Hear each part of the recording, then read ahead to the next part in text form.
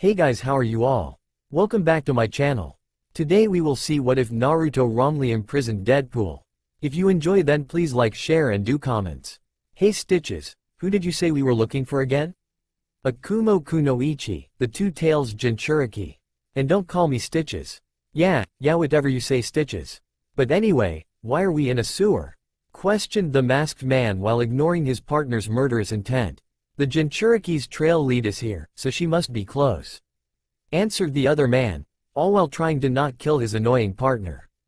But couldn't she have chosen a better place to hide? I mean, come on. This place smells worse than Zetsu and that guy smells like shit. Wait, does that mean that he eats shit? Because he's a plant and plants eat shit, cow's shit to be precise. That guy must be nuts to even approach them. Cows scare the shit out of me, you know? The man just growled at his partner. What nonsense are you even talking about? Oh, nothing, just talking about my unconventional fear for cows. You have bovinophobia? What's that? His partner just growled more. Just shut up and be quiet, we are getting closer to the Two Tails Jinchuriki. Yeehaw, you just asked for two impossible things. I swear I'm going to kill you someday. And there is another one. The man closed his eyes in irritation while rubbing his head, trying to prevent the coming headache. I swear to God, that mouth of yours will be the end of you one day.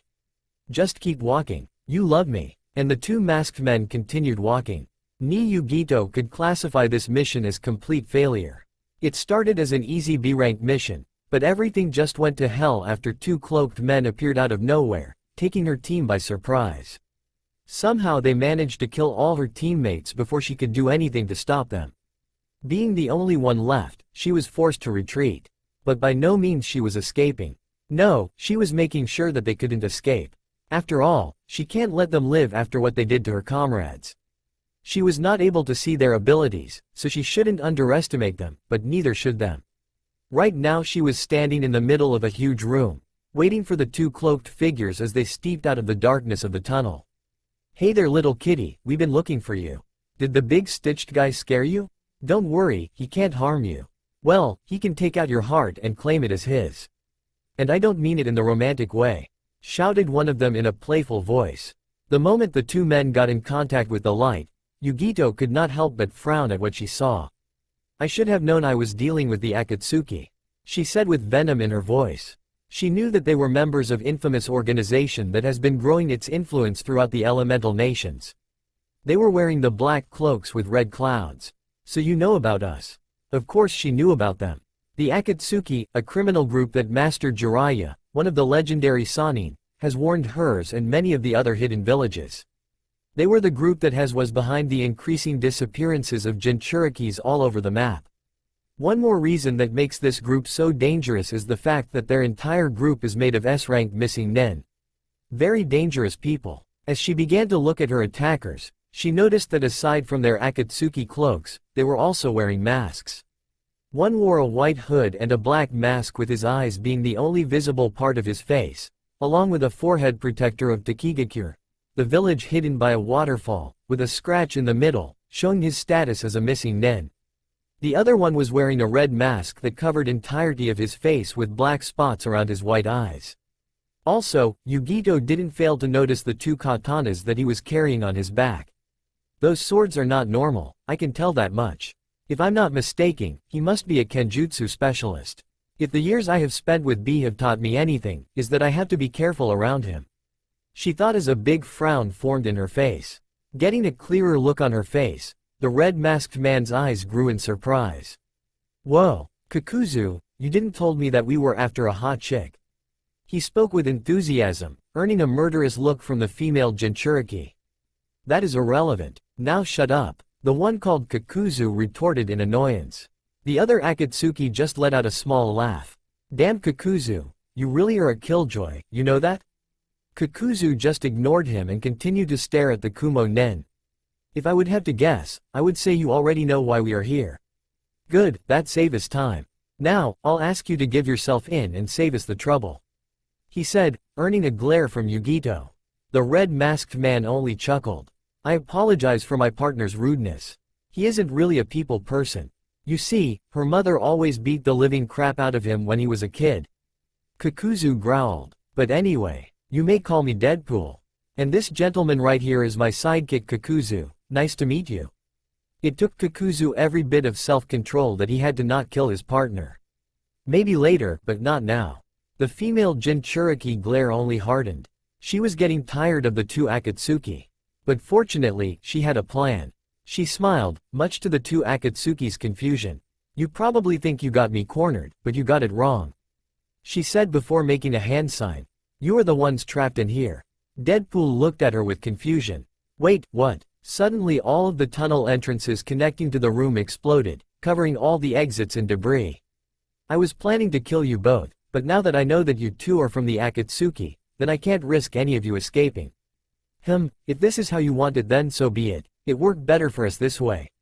Mumbled Kakuzu. His partner just released a sigh and placed his hand on the handle of one of his katanas. It's a shame. I was planning to invite you to dinner before we take the little kitty inside you and let you die in a very painful way. Oh well, maybe next time. Seeing that her words and tactics weren't striking any fear in her enemies caused her anger to grow. I swear I'm going to kill you both. In that moment, Yugito began to concentrate chakra in her body, causing her fingernails and toenails to become long claws while her appearance took a wilder look. Damn, those things are huge.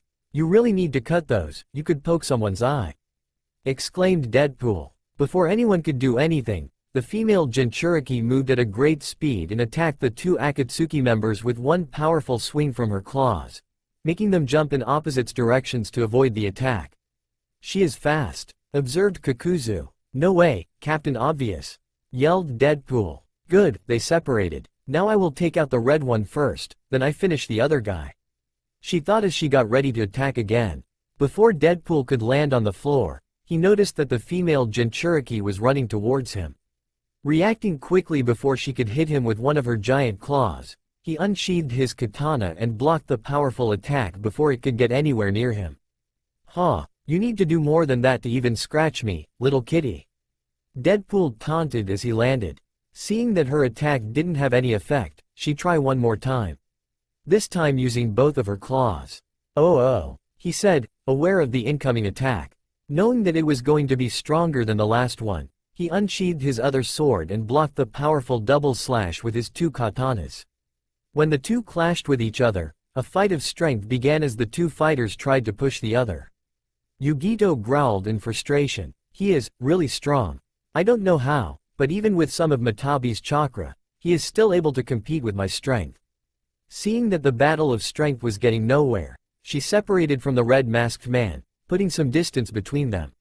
Oh please, don't tell me you're already tired. We just started dancing and I still haven't shown you my best moves. He said while putting his swords back in their sheaths. Check this out. Breathing heavily, Yugito just stared dumbfounded at Deadpool as he started dancing, moving his legs in a really weird and disturbing way. Is he serious? Yugito thought with gritted teeth. I don't know who this guy is, but he is no ordinary shinobi. To be able to withstand the level of strength that I used is no small feat. Still watching the red man dancing like an idiot, she did not notice the large drop of sweat that was falling from the forehead of the other Akatsuki who was also watching the scene unfold. Deciding to ignore the idiocy of his partner, Kakuzu decided to this chance to attack. Taking off his coat, he extruded his fire heart and shot a powerful fire attack, surprising the kunoichi before jumping out of the way. What the hell is that thing? She questioned in shock while in midair, not aware of the presence behind her. Sneak attack. Someone shouted behind her. Yugito turned, only to see Deadpool holding a sword in both hands and gaining momentum, ready to slice her in half. Damn it, I got distracted. She was only able to block the attack with only one of her claws. The strike was way too strong from what she first anticipated. But what come next only shocked her beyond comprehension. Her claw broke. How can this be? She could not believe what was happening, but when she took a closer look at her attacker's blade, she was able to spot a blue aura surrounding it. I see, so he coated his sword with his own chakra to make his attack stronger. But still, no ordinary blade or chakra could make such a clean cut that easily. Taking advantage of her shock, Deadpool did not waste time. He quickly sheathed his sword back and did a spin kick, sending Yugito away. But before Yugito could even recover, Kakuzu extruded his water heart and shot a strong current of water, hitting her and crushing her against the brick wall.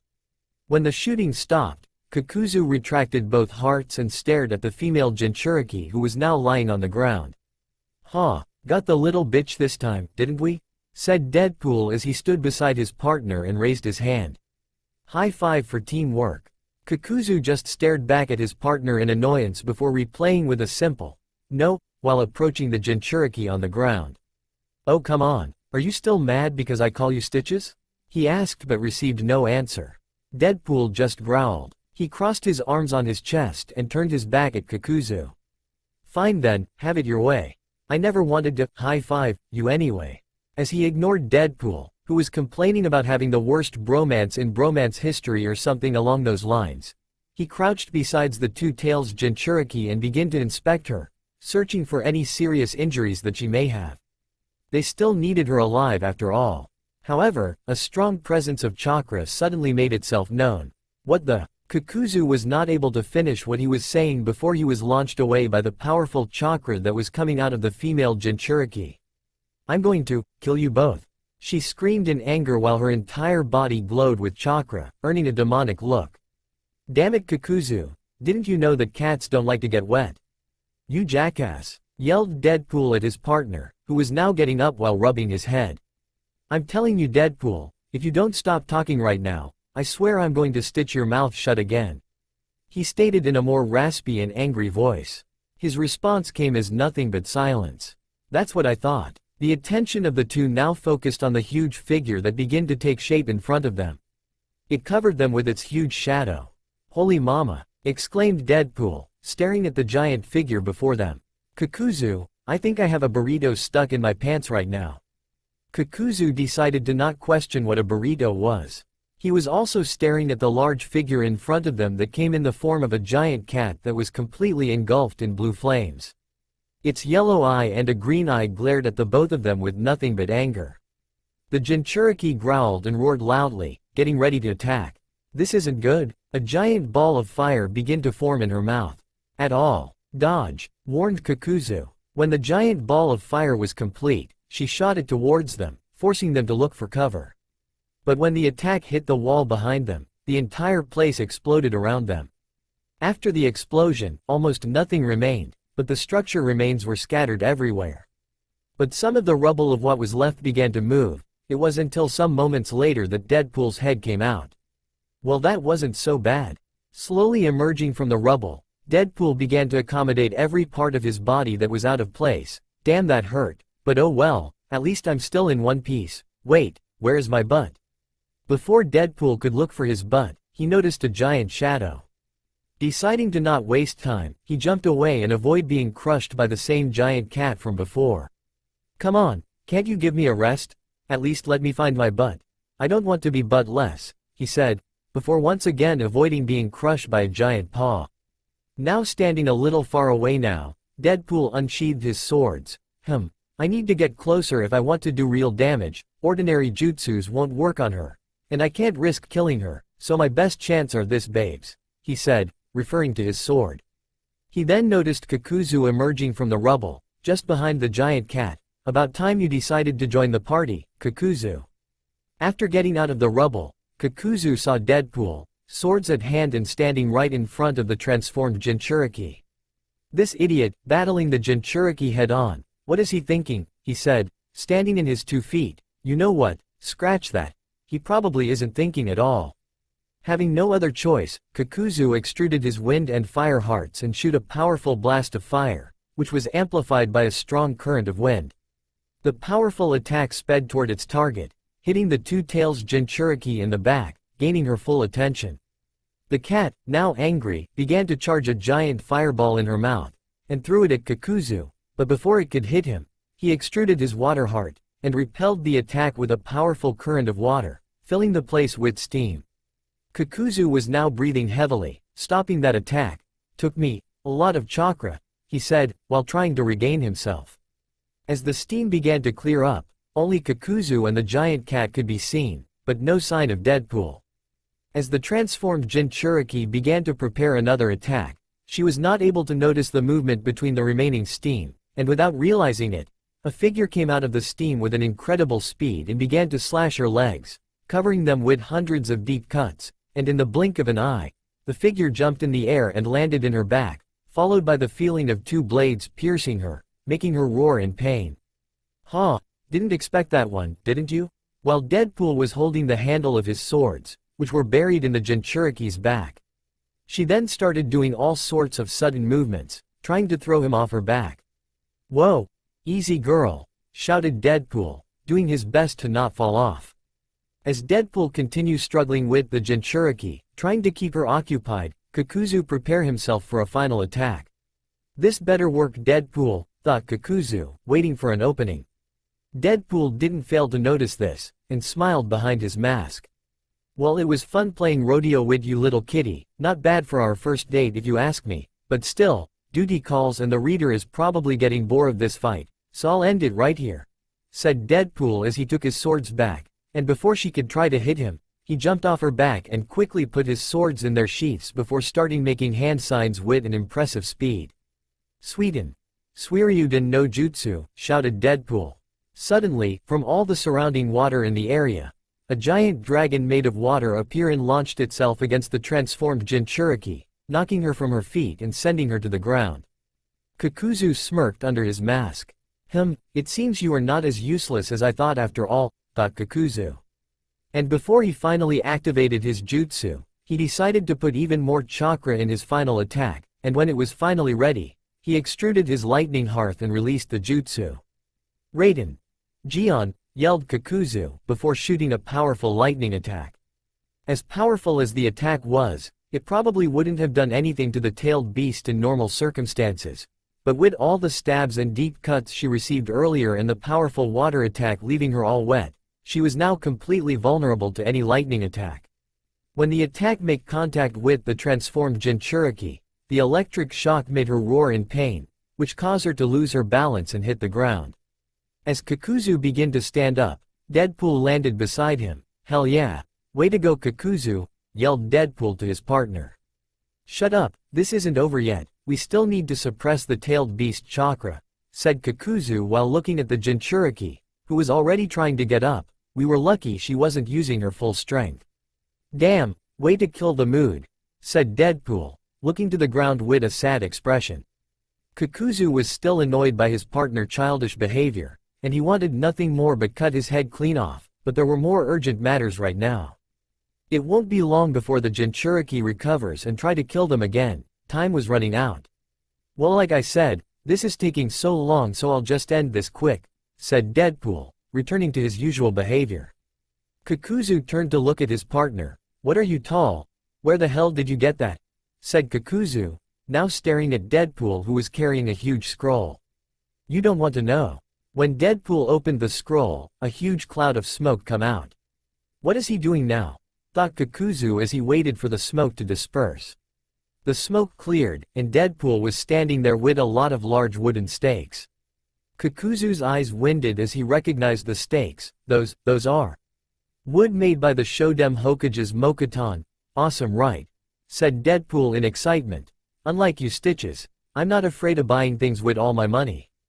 Kakuzu growled. He knew that any wood made by the Shodem Hokage's Mokuton was not only expensive, but it was almost impossible to find any. How this clown got his hands in so much of it was beyond him. Just be done with it already. "Well, that was fun, now what?" asked Deadpool, seating beside the unconscious Kunoichi. "We wait for Zetsu to come and take the Jinchuriki, then we go to look for our next target," said Kakuzu, now wearing his Akatsuki cloak. Deadpool sighed, and continued poking the unconscious Kumo Kunoichi with a stick, bore out of his mind. The two were sitting on the floor, waiting for who knows how long without doing anything, and Kakuzu didn't fail to notice the uncomfortable silence. "What's up with you?" "Me? What?" asked Deadpool. "You are unusually quiet, especially because you are not even talking to yourself like always." Deadpool tilted his head to one side. You are worried about me?" he asked, obviously surprised. Kakuzu growled, "Is disturbing, you being so quiet makes me uncomfortable." Deadpool chuckled and then sighed. "Well, to tell you the truth, I wanted to ask you something." "What?" Deadpool took a moment. He looked directly at the unconscious Jinchuriki, then at his own hands. "What's after all this? I mean, what's after all this fighting? hunting bounties, and being part of a creepy-ass criminal organization. What do you mean? Deadpool now turned to look at his partner in the eyes. You've been around for like, I don't know, 100 fucking years or something. I'll probably live that long too, probably more. So tell me, is there something else aside from all of this? Not that I'm tired or anything, I still love kicking ass, but is this all we got? Kakuzu was in deep thought, trying to come up with an answer. Sadly, I can't tell, I've been doing this for a long time now, and I haven't gotten tired of it. Money has and still is my major motivator, so the shinobi life is the only one for me. I see, said Deadpool, before returning to his usual mood. Where the fuck is Zetsu anyway? Over here. The two turned around, just to see the Zetsu coming out the ground. About time you decided to show up. Why the hell did it took you so long? There were some complications, said the white half. Good to see you capture the Jinchuriki, good job, said the black one. No thanks to you, assholes, said Deadpool, earning a glare from Zetsu. Zetsu then looked at the Jinchuriki unconscious body. I'll take her from here. Get ready for your next target, said the black half, and without saying anything, he began to disappear in the ground, taking the kunoichi with him. Oh, in Deadpool, said the white one, earning Deadpool's attention, we don't eat cow shit. Deadpool's eyes winded, wait you were. Fuck you, you fuck face. After Zetsu's fiasco from before, and some more minutes of rest, Kakuzu finally stand up, followed by Deadpool. Let's go, said the old shinobi. Where to? To the fire country for our next target. Knock knock knock knock knock. You are an idiot if you think this is going to work. Shut up, don't spoil it. Knock knock knock knock knock. A sigh was heard. Seriously, I will never understand how that little thing you call brain works. I'm not even sure if there is one to begin with. There is one and you know it, you saw it last time, remember? Yes, it was all over me. Knock knock knock, the massive door finally opens, and a bald man sticks his head out. Can I help you? Said the man, staring at the two masked strangers. Hello, allow me to introduce myself. My name is Deadpool, and this gentleman over here is Kakuzu. We were wondering if by any chance you have any giant-tailed demon sealed inside someone in there, so me partner and I can capture it, and take it to our S-class criminal organization and eat lunch by the afternoon. Rather than answering, the monk shuts the giant door on Deadpool's face. Deadpool's eyes winded. What the? Hey, that's not fair. You didn't even let me tell you what we were going to eat. He yelled, while hitting the door with his fist multiple times. Hey, I know you can still hear me, Baldy. Open the goddamn door right now. Behind Deadpool, Kakuzu face-palmed and muttered something under his breath. Idiot. Contact Shiriku-sama immediately, shouted the same bald man. Brother, what's wrong? Asked another monk. It's the Akatsuki, said the first monk with a fearful look in his face. The statement earned a shocked look from everybody around him. Another of the monks took a step forward. Brother, are you sure it's the Akatsuki? There is no doubt, said the first monk. They were wearing black cloaks with red clouds. Just like we were told before, it's them. Before anybody could say something, the gate was suddenly destroyed and the debris crushed all the monks, making a huge cloud of smoke. Damn it, Kakuzu. Why can't you let me have some fun? Because your fun takes a lot of time, and time is money. Two figures emerged from the cloud of smoke, revealing none other than the two Akatsuki members, Kakuzu and Deadpool. As the two began to walk inside the temple, they take notice of all the monks that were scattered around the yard. Hey Stitches, what's with all the shiny heads? Asked Deadpool. They are monks, they shave their heads, said Kakuzu, already getting annoyed. Really, what a bunch of, said Deadpool, as he laughed at his joke. You are bald too, remember? Said Kakuzu as he glanced at his partner. Like if you look any better, at least I have style. At least I have hair. The two continue walking toward a bunch of stairs, ignoring all the monks in their way, as they either run away in fear, or join up with the rest. Up the stairs was the major temple, where most of the monks were reunited. You know Stitches, it feels good when your reputation precedes you, said Deadpool, walking with his hands resting behind his head. Kakuzu gave an annoyed grunt. Idiot, they don't know who we are. It's the organization reputation that makes them coward in fear. You are such a killjoy, you know that? Kakuzu just growled at his partner. From the entrance of the major temple, among the monks, another monk came out, but he looked different from the others. Oh Kakuzu, look. A new shiny head come to greet us, said Deadpool, as he didn't seem to mind the newcomer, but he did get Kakuzu's attention. This one is dangerous, said Kazu, getting Deadpool's attention. Our hit list says there's a 30 million Ryu bounty on his head, he is no joke. I see, wait, how much did you say? 30 million Ryu. Deadpool's eyes winded, 30 million Ryu. Kakuzu, stay behind, that money is mine, said Deadpool as he took a step forward. Kakuzu growled, forget it Deadpool, you will only spend the money in junk, besides, I am the one who recognize him, said Kakuzu, taking 2 steps forward. Normally, Kakuzu would never get himself in this kind of childish discussions, but when the discussions involve money, you better watch out. Nah. You read the Bing book every time you go to the bathroom, so of course you would recognize him first, you cheater. He took 2 steps more. How am I a cheater? You're the one who doesn't even bother to read the damn book, so it's your fault for being so ignorant. This bounty is mine. The two glared at each other, almost bumping heads and drooping killing intent all over the place, not realizing that all the monks had a drop of sweat on their foreheads. Before it could go any further, Deadpool sighed, okay fine, but next bounty we find will be mine, you hear me? He said, crossing his arms and mumbling insults toward the other masked man.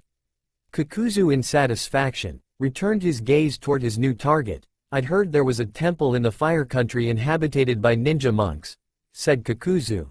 It said they wield some sort of power called the gift of the gods. Boring, can we fight now? This monk is an elite ninja who once belonged to the Shugonen Junishi, the 12 guardian ninja. Nobody cares. The readers are probably going to skip this chapter if we don't fight. Who were charged with protecting the fire daimyo? That sash with the symbol of the Fire Country is proof. Kakuzu looked at his partner, who was just staring at him. What? Asked Kakuzu. Are you done? Kakuzu sighed. Yes. Then let's do this. And with that said, Deadpool unsheathed his katanas, and the two charged towards the monk, ready to slice him to pieces. Only to be sent flying by 100 of flying fists. We'll give you a proper burial, said the monk, already wanting to end the fight, as he didn't want it to cause too much damage to the temple. The other monks thought the same thing, and were all glad that it was all over, or so they thought. A few moments later, the 2 Akatsuki members hit the ground, accompanied by the sound of breaking bones. Lying on the ground, it only took a few seconds before one of them say something. Kakuzu, what? He isn't a Jinchuriki, right? No, he isn't. So is okay if I cut his head off? I promise I'll give it to you after I'm done playing soccer with it. I don't know what you just said, but do as you like. After that being said, the two began to get up, surprising everyone, as they all could swear they hear the sound of their bones breaking, or at least the ones from the red masked man. Looking directly toward the monk and picking his swords from the ground, Deadpool put one back on its sheath and charged once again while Kakuzu stayed behind. I hope you are ready, Saitama, because I'm gonna cut you like a little piggy. The monk frowned at the rushing Akatsuki member. I am Chiriku of the Fire Temple, and I won't lose to the likes of you, he said, as he prepared some hand signs. Banzai, shouted Deadpool, raising his katana. Raigo Senjusatsu, shouted Chiriku. Suddenly an angelic and peaceful-looking figure with many arms appeared behind the monk, and without warning, it launched a barrage of fists towards Deadpool, but rather than try to dodge, he rushed towards the attack. Chiriku frowned. What is he doing? It's surprising to see him standing up, especially with all the damage my last attack caused him, but he isn't even trying to avoid the attack, he thought, obviously confused. When the attack was about to hit him, Deadpool descended his sword, cutting the first fist in 2. The monk froze in shock. What? That's impossible. His shock didn't end there. The rest of the barrage of fists were also being cut in half by Deadpool's sword with an amazing display of speed. Cut!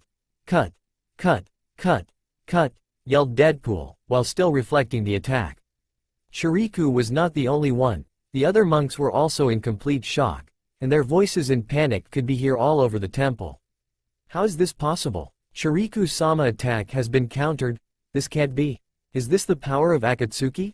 While everyone was distracted by Deadpool's incredible display of Kenjutsu, Kakuzu decided to make his move. A few seconds later, Chiriku's attack stopped. Ha ha. Are you surprised? Of course you are, said Deadpool as he laughed, and pointed his sword at the direction of all the monks. Just look at all your faces, it's hilarious, ha ha. Shiriku growled in anger. The man in front of him was clearly insane. But to make it worse, he was powerful too.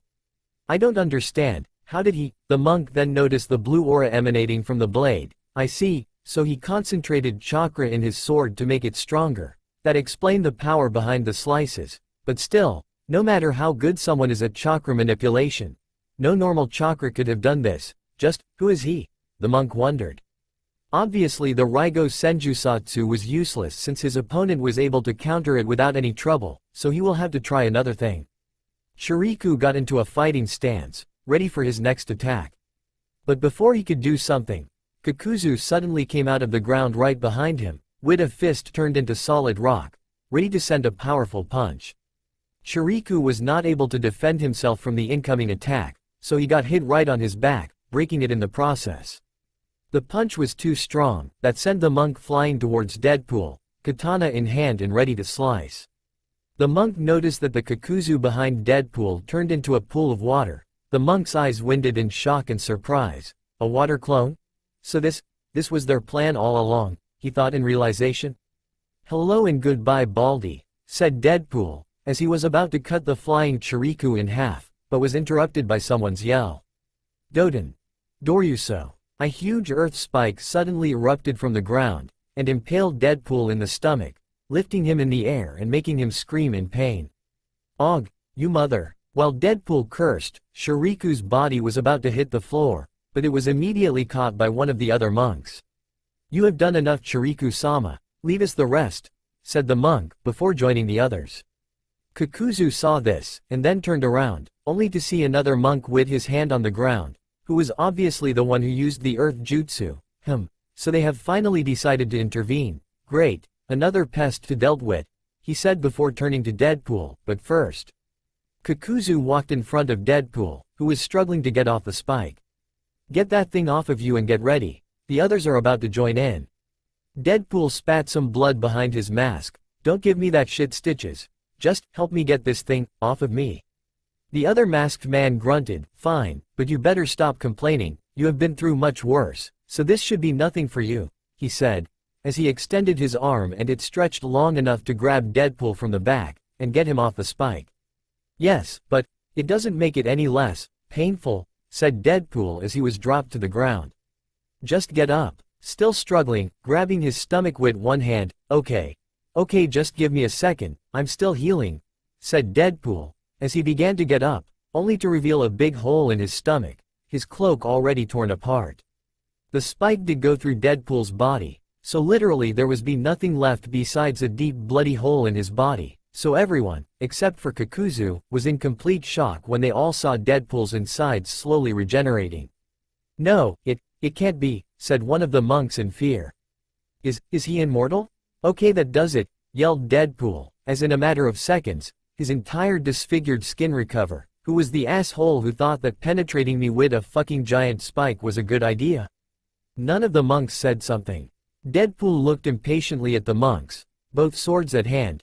No one has something to say, Well, then I believe it's time for all of you guys to have a very well-deserved rest. Congratulations guys, you earn it, he said, before he suddenly gave a threatening look. Rest in pieces. Everyone was tense, but were ready to fight. Kakuzu began to walk away. Don't take long. Don't worry, Deadpool just chuckled darkly. I won't. Are you done? Asked Kakuzu, while carrying Chiriku's death body on his back. Just a moment. Please stop. No. Okay, I'm done. Now what? Asked Deadpool, cleaning his sword and putting it back in its sheath. We need to go, said Kakuzu, as the two began to walk away. It won't be long before someone comes to see what happened. Well, whoever comes will probably get a big surprise. And whoever that is, will probably come after us and we still have to collect the reward, so we better move. Besides, there is still a Jinchuriki to hunt. And they were gone, leaving behind piles of bloody corpses, destroyed buildings, and body parts all over the place that used to be called the Fire Temple. No survivors. Who cares, they are only background characters. What? Nothing. Oh Mr. Kakuzu, Mr. Deadpool. It is good to see familiar faces from time to time. Oh, and I see you brought another one. And this look like a big one, said the exchange man with a smile. This way, please. Kakuzu didn't hesitate and do as he was asked, but Deadpool just stood there. Seriously, I understand the secrecy, but why the hell would they choose a bathroom for the secret exchange point? This will probably left me scar for life. You are already scar for life, said Kakuzu, still carrying the monk's body. Go fuck yourself, said Deadpool, already annoyed. Crossing his arms rather than follow his partner, Deadpool hummed. You go ahead and collect your all precious bounty stitches. This place already smells like shit, so I rather wait outside, said the red-masked man said as he walked away. Once outside, with his arms at his sides, Deadpool took a deep breath.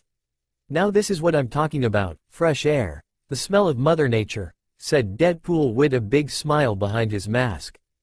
I need to pee real bad right now, deadpanned Deadpool. And without thinking twice he ran into the bushes on the other side of the road, opening his coat and his pants zipper. The masked man began to water the flowers. Aw man, I really needed that, yelled Deadpool. But what he didn't know was that someone was watching him. Whacking Deadpool from the trees, 3 Konoha shinobi were standing in the shadows, hiding from sight. They were 3 Chunin-level shinobi, Kamizuki Izumo, Higane Katetsu and Nara Shikamaru. And a Jonin-level shinobi, Sarutobi Asuma.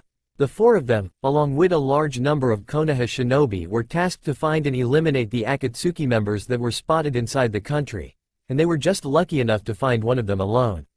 I don't understand, why isn't he using the bathroom? It's right there, asked Izumo. The hell would I know, this is Akatsuki we are talking about, he probably knows we are here and he is just messing with us, responded Katetsu. Shikamaru sighed. I really doubt that, just listen. In the background they could hear the red-masked Akatsuki member, singing the PP song. Whistle, the PP song. Okay, he is probably an idiot, said Izumo, with a drop of sweat in his face. Seeing that this wasn't taking them nowhere, Asuma intervened. We need to move. Akatsuki members move in pairs, so we better attack now that he is alone. The other 3 nodded and disappeared in a blur, already taking action. Asuma being the first to strike. Oh man, now that was satisfying, said Deadpool, closing his zipper, but as soon as he turned around, he found himself in front of a man dressed in a Konoha shinobi outfit, his most unique characteristic being the cigar on his mouth. Oh, hi there, what's up? Said Deadpool, trying to raise his hand but finding himself to be unable to do it. Wait, what? He asked himself, his voice clear with confusion. But that didn't take long before a knife impaled him in the skull. One down, good work Shikamaru, said the man, who was none other than Asuma. Behind the bush was Shikamaru, who was using his signature move, Kagemane no Jutsu, Shadow Possession Jutsu, which he used to hold Deadpool in place. Shikamaru couldn't help but smirk as everything went according to plan. The shadow connecting with Deadpool retracted back to him, dispelling the jutsu and letting Deadpool's body hit the floor. He wasn't sure, but Shikamaru couldn't shake the feeling that something wasn't right. This was way too easy. The 2 were ready to go and wait for the other Akatsuki member to get out, but they stooped when they hear moaning. Looking back at Deadpool's body, they were shocked to see that it was trying to get up. Asuma's cigarette fell from his mouth. How is he still alive? Oh man, what the fuck is wrong with you people? Said Deadpool, looking at Asuma and Shikamaru. Okay, now you done it. What kind of asshole, aside from me of course, would attack people while they're taking a piss, he said glaring at them. Somebody is gonna get hurt real bad, and you 2 fuckers can bet your ass is one of you, said Deadpool, now standing up and taking the knife off his head. So, which one of you fuckers wants to die first? Said Deadpool, now standing up and taking the knife off his head. Standing in front of Deadpool were Shikamaru and Asuma, who were still frozen in place, still in shock from seeing the red-masked Akatsuki member alive and standing like nothing happened. How is he still alive? Asked Shikamaru, trying to comprehend how the masked Akatsuki was still standing. Rather than answer, the Jonin stared at the masked shinobi. Asuma clenched his fist. This is bad. This man should be dead already. My knife should have killed the brain, disconnecting it from the rest of the body, but for some reason this guy is still alive and unfazed. Just what the hell is going on? Thought the Jonin, a drop of sweat on his face. Seeing that he was getting no response from the older shinobi, Shikamaru cursed. Damn it, said the young Nara, frowning at his mistake. I shouldn't have dispelled the jutsu. Now the situation has become a lot more complicated, said Shikamaru to himself. Deadpool looked at the two shinobi with little interest. Who are you guys anyway? The Jonin frowned. While the recent events were an unexpected shock, they still needed to put this guy down. We're shinobi from Konoha. We have been ordered to either capture or exterminate Akatsuki, said Asuma, ready to get into a fight. As you Akatsuki work in two-man teams, we planned on capturing one of you after eliminating the other one. But, Asuma suddenly glared at Deadpool, grabbing another one of his knives from his pouch. Deadpool tilted his head to the side, curious about what Asuma was about to say. Asuma took a battle pose, two of his knives knuckles at hand. You are too dangerous to be kept alive, Shikamaru. Right, responded Shikamaru, also knowing that they needed to act, now. Making a hand sign, Shikamaru extended his shadow towards the masked man, but Deadpool avoided it by jumping in the air. Huh, you'd have to do better than that if you really want to catch me, Pineapple Head, said Deadpool, but then he noticed the smirk in the boy's face. What's so funny? In the air, it didn't take long for Deadpool to notice the two shadows behind him. Reacting in time, Deadpool unsheathed the katanas from his back just in time to block the dual attack from Izumo and Katetsu, who were also carrying swords on their own. The two were hiding in the trees as backup, ready to attack if the need arise. Blocking their attacks with one sword each one, both Chunin were trying to push their enemy, but Deadpool was just too strong for them to move. Katetsu gritted his teeth. He is just using one arm with each of us and we still can't push him. Just how strong is this guy? Thought Katetsu, sweating from the effort. Azuma wasn't having much luck either.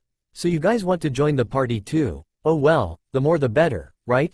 Like an orgy but without the, okay that was too much, said Deadpool, separating from the two Chunin and landing a few meters away from them, his two swords still in hand. Taking a defensive position, Izumo and Katetsu landed in front of Shikamaru, breathing heavily but still not letting their guard down while Shikamaru was analyzing the situation, already trying to come up with a plan. Putting his swords on their sheaths and crossing his arms, Deadpool looked at his opponents in disappointment. Oh come on. Don't tell me that's all you got. Wait, where is the other one? Suddenly without warning, Asuma appeared behind Deadpool ready to attack him with his knives knuckles. But Deadpool quickly dodged Asuma's attack and did a roundhouse kick to his abdomen sending him away a few meters. Seriously, what's with you people? Too many surprise attacks in the back in one chapter is kind of lame, don't you think? Asuma grunted in pain as he regained his balance and landed in his 2 feet. Damn, that kick did really pack a punch, thought the Jonin, now glaring at Deadpool, who was scratching his ass. Deadpool was actually having fun. These guys seemed like they could put a decent fight. Maybe he should spare them. Nah, they are too troublesome to let them live, and it seemed that Konoha is after them, so there are probably more out there looking for him and Kakuzu. Looking more closely at his opponent in front, Deadpool noticed the sash the man was wearing. He blinked a few times, finding a new interest in the Konoha Jonin. Hey, just to make sure, are you by any chance a member of that shitty boy band or whatever the hell is called? The same one that bald dude was part of? I'm one of the Shugonin Junishi, the 12 Guardian Ninja, not a boy band. What of it? Said Asuma with an annoyed tone, not liking where this was going. Deadpool's eyes winded in excitement. Oh, looks like it's my day of luck. Now Kakuzu can't say shit about me claiming your bounty for my own. Asuma growled, you can't claim my bounty if I kill you first, he said as he ran towards Deadpool. Deadpool only laughed, you might kill me first, but I fucking guarantee you I'll kill you last, so bring it, yelled Deadpool, unsheathing one of his swords and running head-on towards Asuma. In the blink of an eye, the two shinobi clashed with each other. The sound of metal hitting metal was heard as the both shinobi exchanged attacks with their weapons. Katetsu and Izumo could only watch in amaze as Asuma and the red-masked Akatsuki clashed with each other with incredible speed, attacking, dodging and blocking each other's attack. This is incredible, Asuma is fighting him head-on, said Izumo, without taking his eyes off the fight. Yes, but for how long? Just look, Asuma can barely keep up with this guy's speed, and we are not sure if we can even kill him, said Katetsu, a drop of sweat running down his face. We don't need to kill him, said Shikamaru from behind, earning the attention from the other two Chunin. If we can't kill him, then we will just have to restrain him. At this point, capture may be our only option, at least until we get backup. The two Chunin nodded. In that case we better help him. You stay behind Shikamaru, said Izumo. Shikamaru nodded. He wasn't that much of a frontal fighter anyway, and they still needed to come up with a solid plan to defeat that guy. The two Chunin were about to enter the fight, but were stopped when water suddenly raised from the ground and transformed into another Deadpool. Hi, said the copy. Wait, what? Asked Izumo confused. Kotetsu growled, it's a water clone, the bastard don't want us to intervene. Without warning, the Deadpool clone rushed to attack them, using two swords just like the original. The two were dodging and blocking the clone's attacks, but the clone was too fast for them to counterattack. It's as fast as the original, said Izumo, dodging an attack from the Deadpool clone. Kotetsu blocked the next attack with his sword, and strong as well, he said, trying to push the clone back, before getting a kick to the face and being sent flying to a tree. Have a nice trip, dumbass, said the clone. And annoying as well, said Kotetsu, grunting in pain while in midair. Kotetsu, yelled Izumo, blocking another attack from the clone. Seeing how everything was going, Shikamaru had no choice but to intervene. Shikamaru just sighed, how troublesome. Back to Kakuzu, who was still inside the exchange point, just delivered the monk's body. After some more processing and a lot of paperwork, he finally received the money from the bounty. Now he was just counting the money on a briefcase, making sure it was all in. You know that your partner is out there fighting some Konoha shinobi, right? Asked the man from the exchange post. I am aware, responded Kakuzu, not bothering to look away from the money. Aren't you gonna help him? He doesn't need my help, and if he at some point does need it, then he is just a bigger idiot than I thought. Maybe you were right, said the man, but still, why do you keep him around, Mr. Kakuzu? I know that you two have brought numerous bounties together all around the great nations, but he doesn't seem to be the type of person you would socialize with. Kakuzu didn't respond immediately, but it didn't take long for him to give an answer. He is a pest, and an annoying one that is, but it doesn't matter how many times I try to dispose of him, he always managed to come back. How so? Asked the man. Kakuzu closed the briefcase with the money, seeing that it was all in. Not wasting any time, Kakuzu sealed the money inside a scroll and put it inside his cloak. The fucker just won't stay dead, and even if someone managed to do so, he will just keep coming back. Kakuzu began to walk away, but either way, it was later on that I realized that it was useless keep trying, so I just accepted the facts and decided to work with him for as long as our mission takes. So that's how it is, said the man, not sure what to think about the weird relationship. Kakuzu only nodded, and without another word, Kakuzu left the room.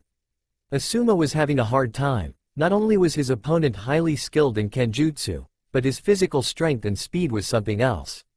But the worst of all was that mouth of his. It just won't stop talking. Oh, don't mind me. I'm just gonna cut you in half with this, babies. You don't mind that, do you? Said Deadpool, swinging his swords at his opponent.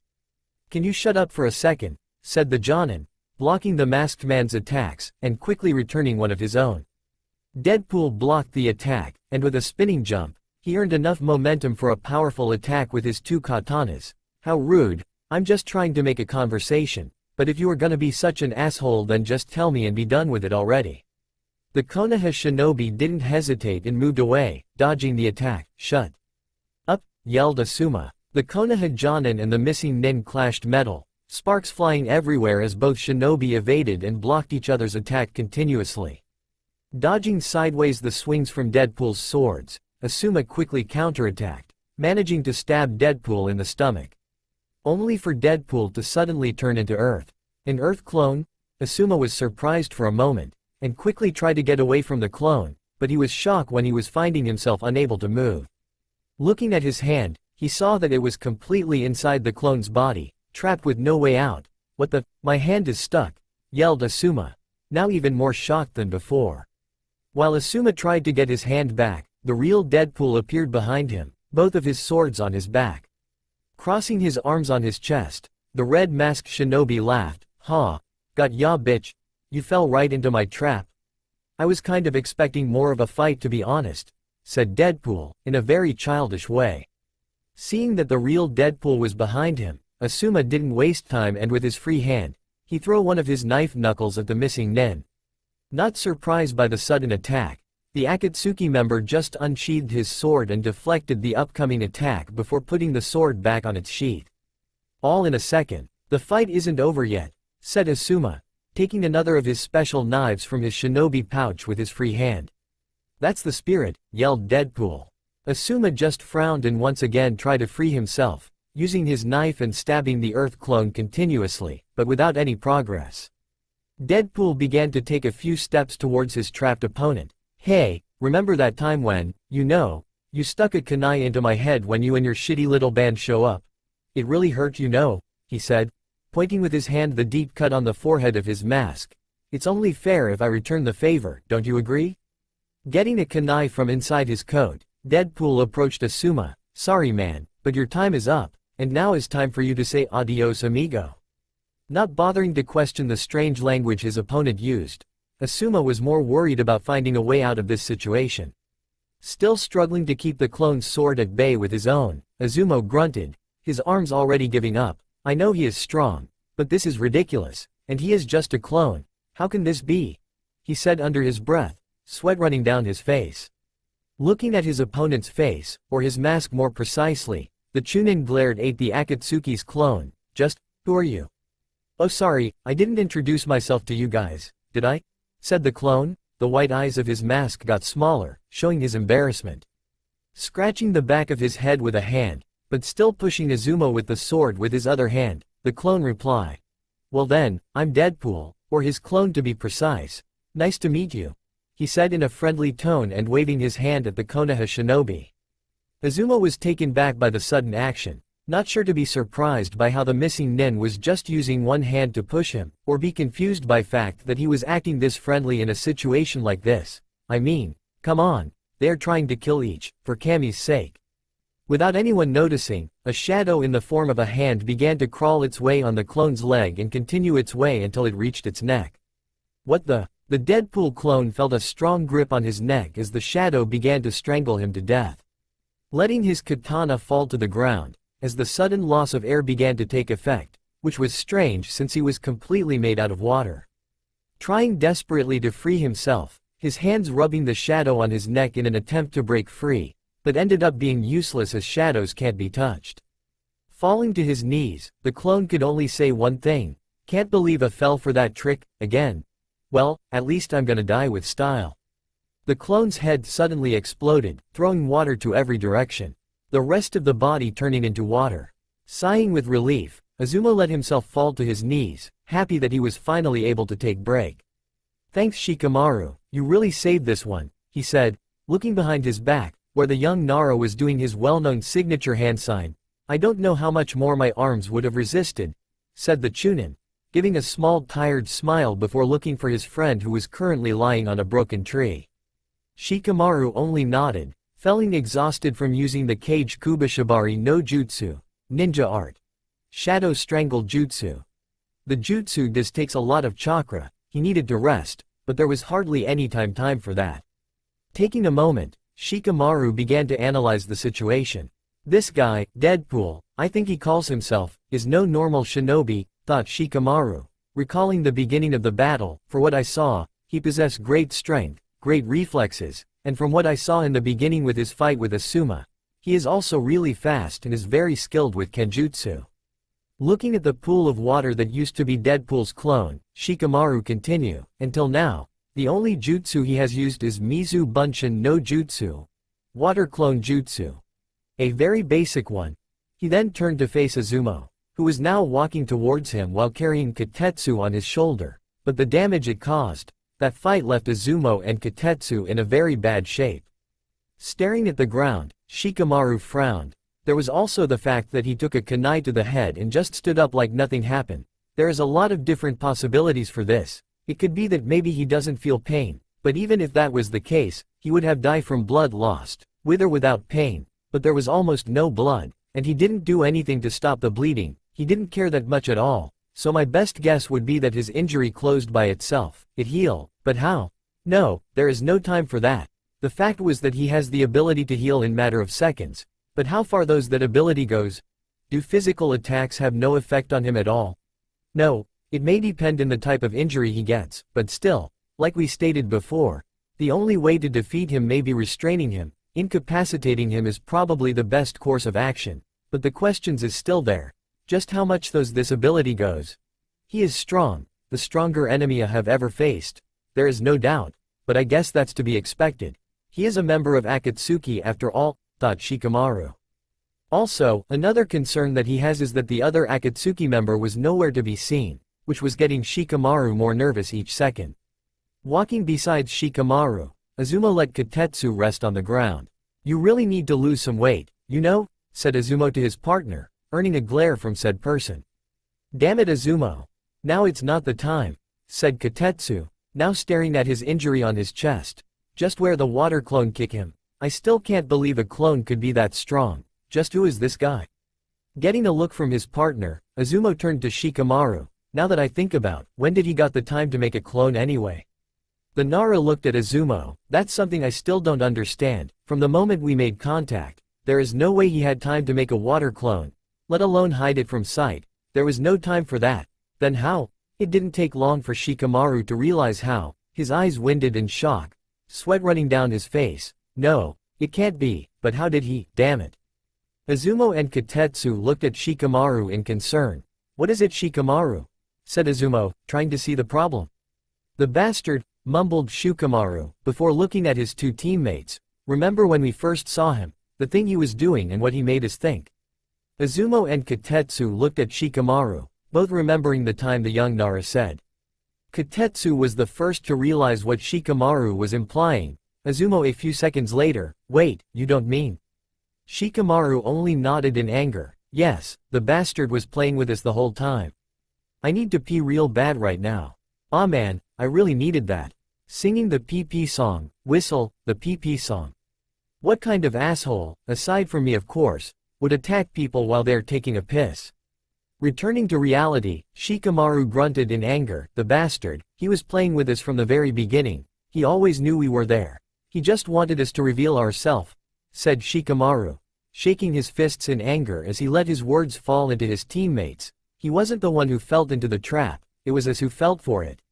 The two Chunin were looking at Shikamaru with their eyes wide open. They were all in complete shock. But even so, how did he know? Thought Shikamaru. It didn't take long before Kotetsu broke the silence. Wait, does that mean that the water clone was made of? The Chunin's eyes got a lot bigger when realization hit him. Kotetsu stood up and began to shake his fists to the air in a comically blind rage. You motherfucker. I'll kill you, shouted Kotetsu, but was suddenly restrained by his partner Azuma, who currently trying to calm his friend down. Kotetsu has every right to be angry. Azuma knew that, after all, he was defeated by piss. If they survive this, he will definitely become the laughing topic in the village. Calm yourself Kotetsu, yelled Shikamaru.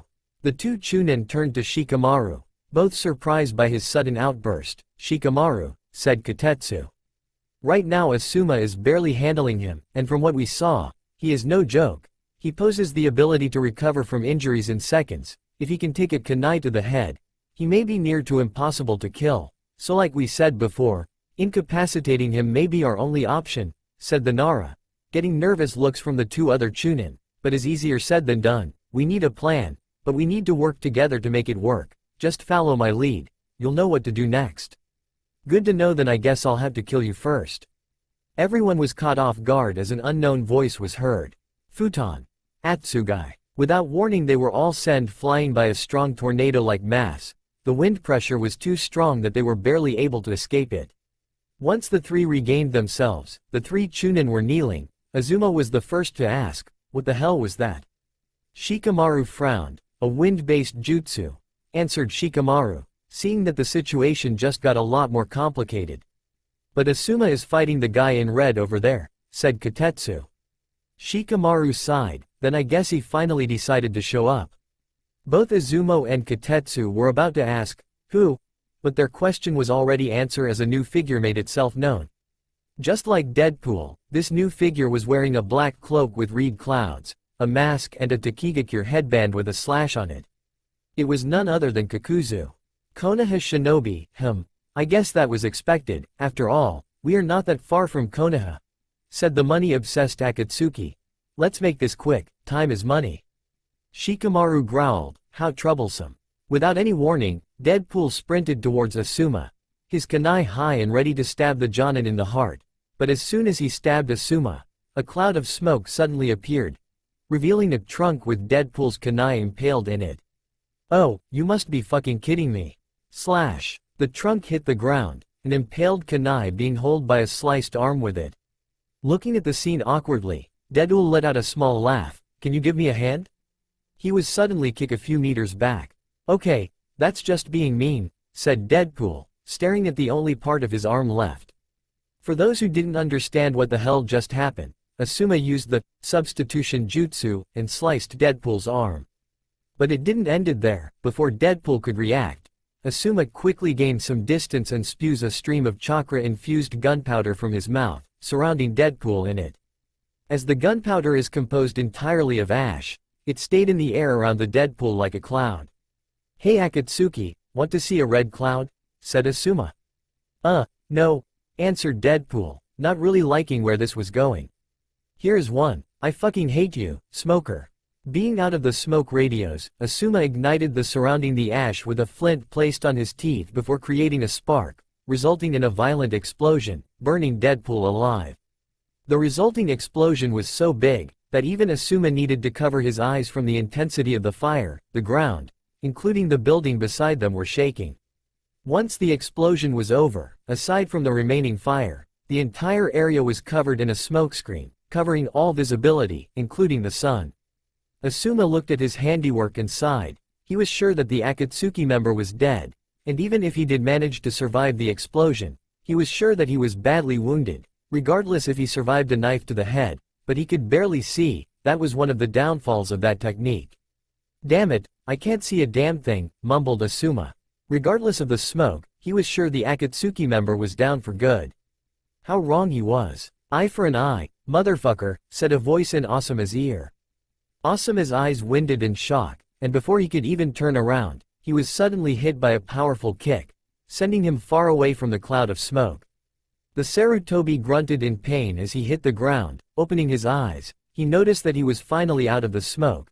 Getting himself off the ground, he quickly got ready to fight. He didn't have time to question how was the missing nin even alive, but it didn't matter at the moment. He suddenly grunted in pain. What the? To say as a fact, Asuma was speechless, his mouth hanging wide open, and for the first time in a long time, his eyes winded in horror. His left arm was gone. Still in shock, Asuma thought, how can this be? But I didn't feel a thing. When did he? Looking at the cloud of smoke, Asuma grunted in pain, and with his still remaining arm, covered his severed one in an attempt to stop the bleeding. That bastard did it when I was inside the smoke. Damn you. So that's what you mean when you said, eye for an eye? You bastard, thought Asuma. A few moments later, a maniacal laughter was heard, and a figure emerged from the smoke. Ignoring the pain and focusing on the emerging figure, Asuma growled in rage as the figure was none other than Deadpool, laughing like if he just heard the funniest joke ever. Asuma could only get to one conclusion. This guy is out of his freaking mind. Deadpool's Akatsuki cloak was burned and torn, but it still served its purpose. His swords were on his back and his right arm was still missing. But the most unique characteristic was Deadpool's mask. His left half was burned, showing one of his eyes and only part of his disfigured face, but his mouth, nose and ear were still covered. Aside from all of that, he was standing perfectly fine. Taking a few steps forward, already out the smoke and still laughing, his shoulders shaking like a madman. It was almost like a horror movie. It was terrifying, especially with the still visible fire in the background. Deadpool's only visible eye was probably the most terrifying thing. It was a Byakugan, and it was activated. A Byakugan? Yelled Asuma in shock, his pain already forgotten. How is this possible? Is he a Hyuga? This guy is full of surprises, thought Asuma, as he frowned. But this kind of explains a lot of things. How he was able to see me throw the smoke, and more importantly, the way he fights. He really is a terrifying and formidable enemy. After a few more seconds, Deadpool finally ceased laughing. What, are you surprised? I thought it was obvious since, you know, white eyes and all. Anyway, I am surprised. You are really strong. It's been a while since the last time someone hurt me this much in a fight. I'll give you that. But I think it's time to end this, don't you think? Said Deadpool, taking a katana from his back with his remaining arm. Asuma gritted his teeth. We can't win this, there is no other option, we have to retreat, thought Asuma. He tried to move, but his legs soon gave up, falling into one knee. I can't move, he said, as he felt darkness taking over his vision. He couldn't help but give a last sad smile. It seemed that my time has come. Closing his eyes, the Jonin sighed. I'm sorry. Kurenai, and without any warning, Asuma fell unconscious from blood loss and exhaustion. Deadpool raised an eyebrow. He doesn't have. Is that it? What a shame, I was expecting a last stand type of battle. Oh well, easier for me then. Walking towards the unconscious form of Asuma, Deadpool kicked the body, turning it around, but as soon as it moved, something fell from his pocket. What is this? He said to himself, his curiosity getting the better of him. Picking it up, Deadpool soon found himself looking at the picture of a beautiful young woman, his naked eyes staring at the picture without any emotion. Normally he would make a comment on hot the chick was and kill the guy, but something felt off, like if something was telling him not to do it. Was that what people call, what is it called again, mercy? Yes, it was mercy, but why? He tried to think in a reason why these emotions would even cross his mind, but it only make his head hurt. In the end, he made his decision. Not worth it, said Deadpool, as he began to walk away, throwing the picture to the ground and putting his katana back on its sheath. Leaving behind a still-breathing Asuma. The three Chunin could barely do anything against the old shinobi. They were exhausted and almost out of chakra, they didn't stand a chance. Shikamaru, Katetsu and Azuma were breathing heavily, taking some distance away from Kakuzu. They could only look as said masked shinobi prepared another attack. Hey Stitches, said Deadpool from behind, earning an irritated growl from his partner. Sorry if I'm running your fun, but we need to go, there are more of these guys on their way here, and I'm feeling kind of hungry right now. Kakuzu took a moment to look at his partner. You look like shit, did that Jonin give you that much trouble? Said Kakuzu, referring to Deadpool's actual appearance. Ha ha, very funny, he responded, opting to not answer. Anyway, I see you got the money, good, can we leave then? Those guys will be here in no time, and I'm sure as hell that I don't want to stay any longer near that shithole over there, he said, referring to the building behind them. Kakuzu sighed, fine, but next time don't take too long. Yeah, whatever, let's just get out of here. And with a Shunshin no Jutsu, the two Akatsuki members disappeared. The three Chunin couldn't help but let out a sigh of relief. They may have failed the mission, but at least they were alive. But then, Shikamaru's eyes winded. Wait, where is Asuma?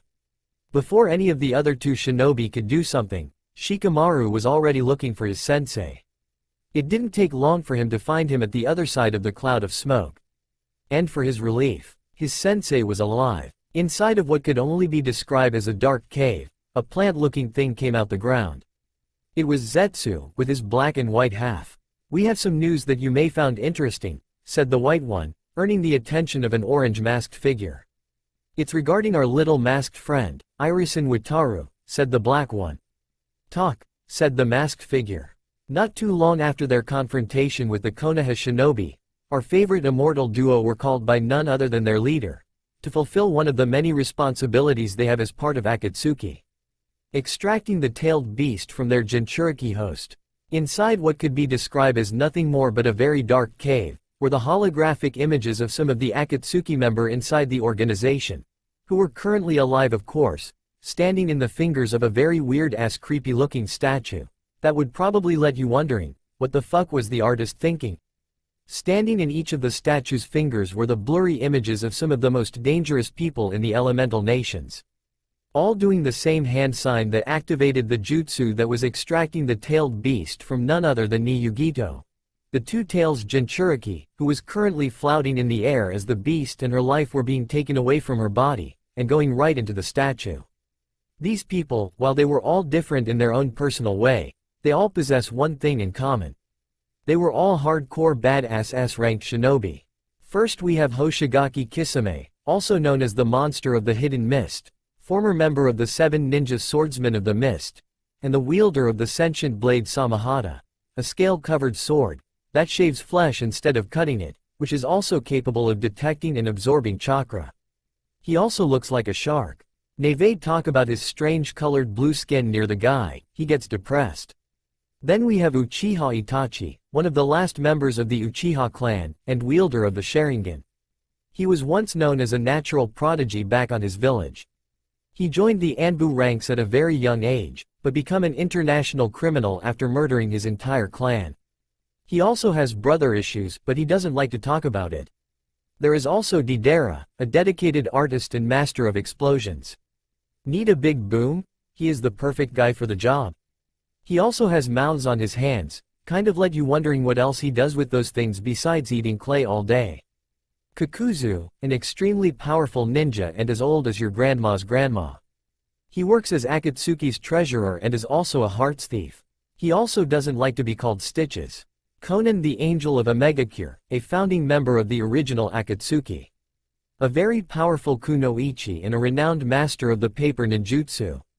She is also very hot, but she is always so serious and does not like to talk that much. Pain, or at least that's how he presents himself to the rest of the members. He is Akatsuki's current leader and probably the strongest in the entire organization and also has some weird eyes, not sure why.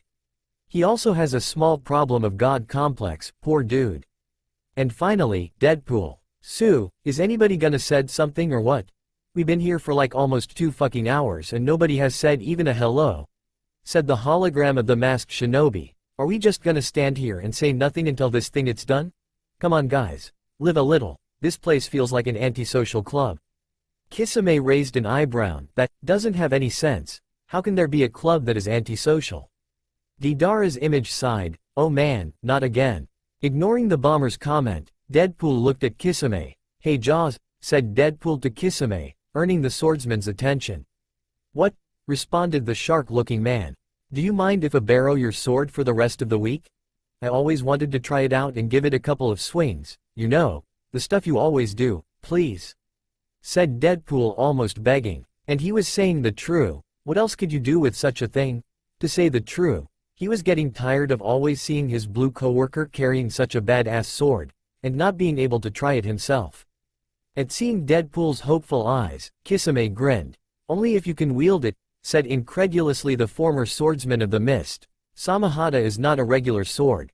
It's a sentient weapon that eats the chakra of others and as such, it's conscious and it chooses its own user by itself. So hardly anyone can wield it. If you try to even grab it and it doesn't like you, you may lose your hand, said Kisame with a sadistic smile. Deadpool stared at Kisame with a deadpan face. Is that a yes or no? Deidara hologram facepalmed, not caring for the mouth on his hand. Kisame was taken back by the answer, to say the true.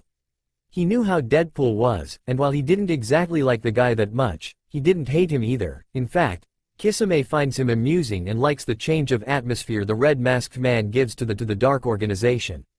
Even so, he didn't expected such a stupid answer, but hey, he is Deadpool, what did you expect?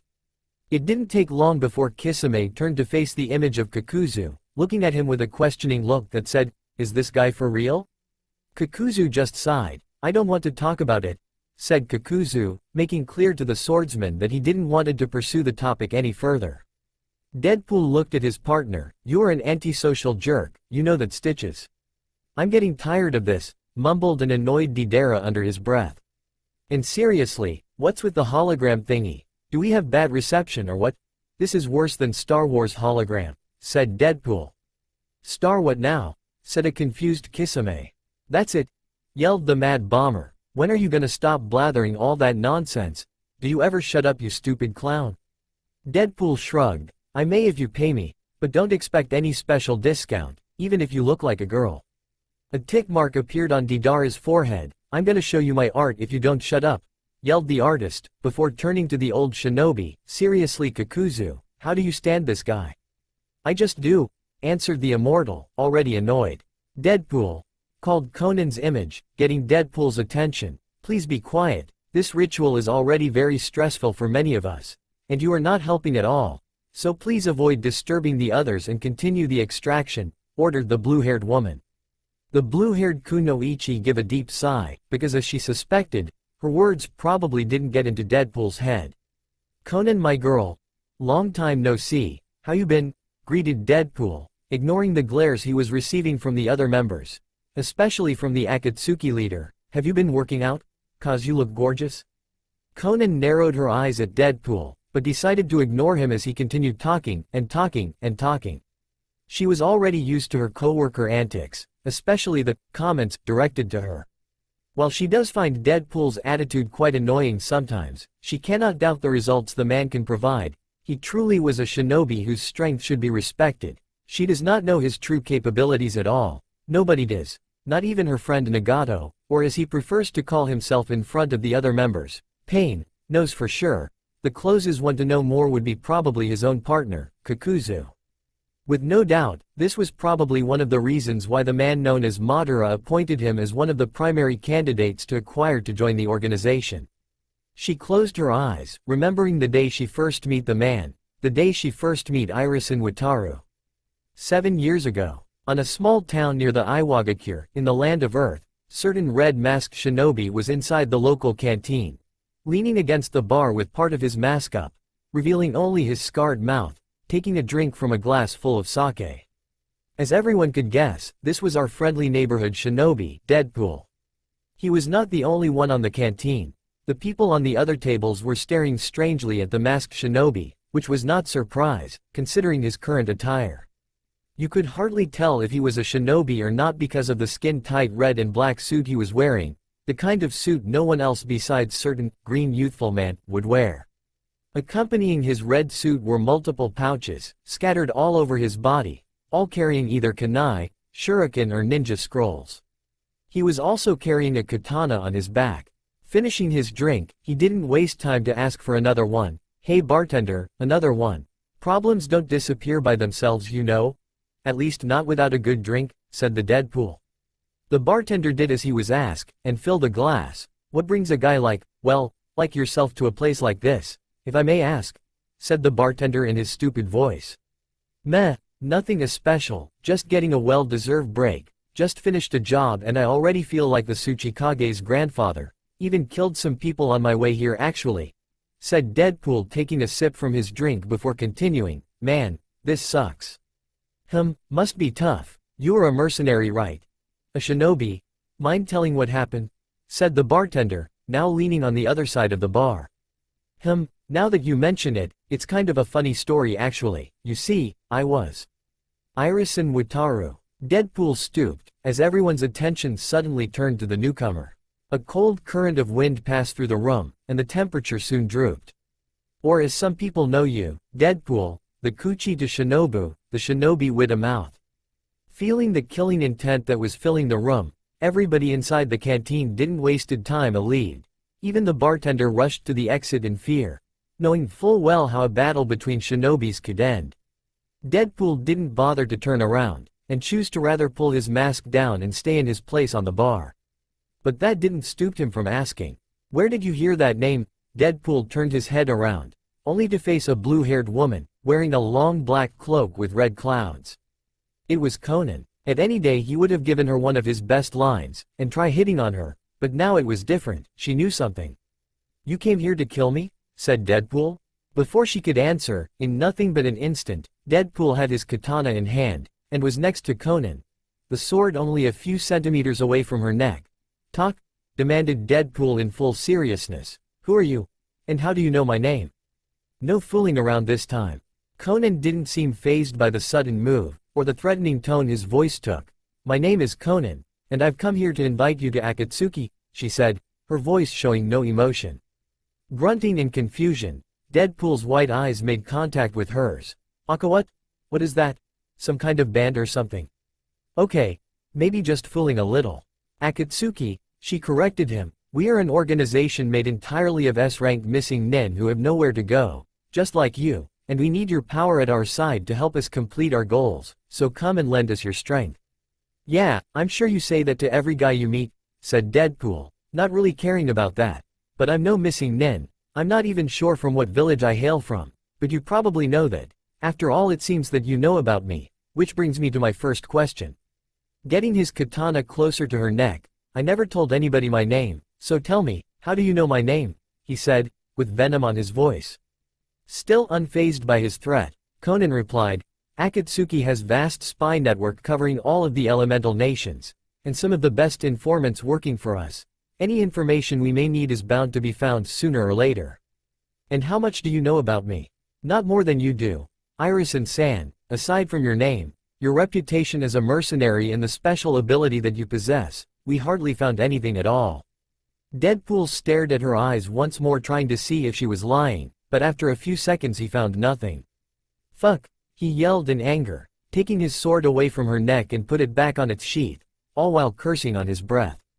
Every fucking time, damn it, thought Deadpool, as he was feeling very frustrated. Every time I have a clue for my past, or something with some relation to it, it slips away. No matter how many times I try, or how hard I try, I get nowhere, and now that someone who claims to know my name appears, it ends up she doesn't know a fucking damn thing. Conan watched with interest, but not losing her serious expression, at the masked man as he kicked a chair in anger, breaking it, and flipped a table around. She knew about Wataru's lack of memories. It wasn't hard to find out. She also knew that he has been looking for information about his past all over the Great Five Nations for years now during his travels, all while doing jobs, but with no luck, so it was no surprise seeing him like this. She wasn't sure why Madara sent her for the masked shinobi. His speed was something else. Even if she could easily have turned into paper and escape his grasp, she was still impressed. Still, as she continued observing the red masked man in his fit of rage, she couldn't help but wonder one thing. How would it be like to have no memory of her past at all? She could only wonder. While she knew pain and suffering very well, she wasn't able to imagine herself forgetting her friends Nagato and Yahiko. It was true that there was no greater pain than losing a loved one, but to not remember the people you care for at all, to forget those moments that you spend with said person, those memories that makes them so special to you.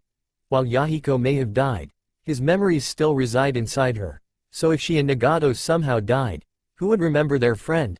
Who would remember them? Nobody. They would just cease to exist, forever. That was the only thing that she feared more than dead, complete forgetfulness. To forget the people you care about is the same as losing them. No, it's the same as never having them at all. And to make Wataru's case worse, he couldn't end his suffering even if he wanted to, all because of the special ability he has. The curse he has. Staring once again at the masked shinobi in front of her, as he finally ceased his fit of rage and was now seating on a chair while holding his head with both hands, repressing the storm of emotions he must be feeling at the very moment. In a way, she felt sympathy for him. Don't misunderstand, he was an assassin, a cold-blooded killer, a shinobi, just like her, but that didn't mean she couldn't sympathize with him at all. While he probably didn't know the pain of losing a lost one, he obviously knew the pain of not having anyone at all. To being all alone and know nothing of himself at all. That's why she waited for the moment he would calm down, before finally deciding to speak. As she walked closer to Deadpool, he didn't fail to notice her. What do you want now? Can't you see I'm fucking depressed?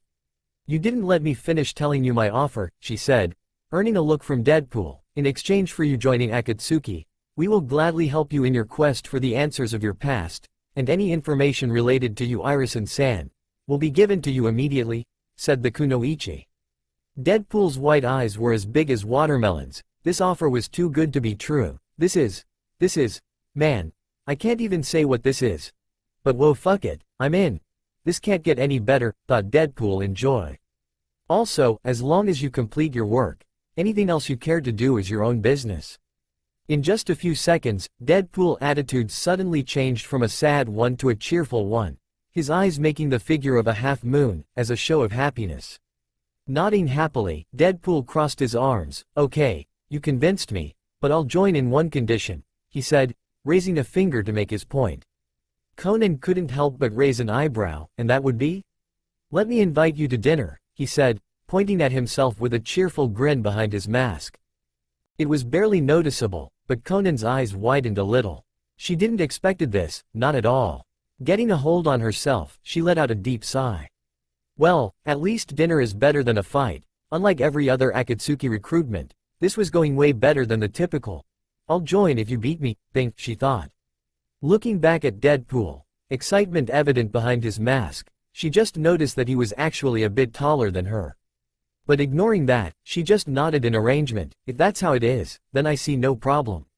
Then count me in, angel eyes, yelled Deadpool happily. Not surprised by Deadpool's reaction, and ignoring his little compliment, Conan nodded again to the masked man. Then it's settle Iris and San. Welcome to Akatsuki.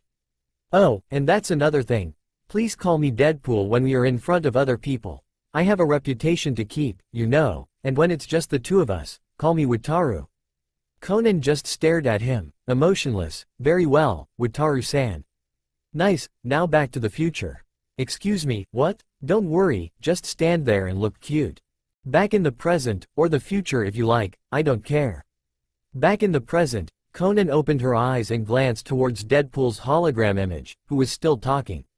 An annoyed Deidara not too far behind. Recalling the topic from before, Deadpool's background was still unknown, even for him. The only information known about him was his name and nothing more. Even that was hard to find. He may not use any flashy jutsus like many other shinobi prefer to use.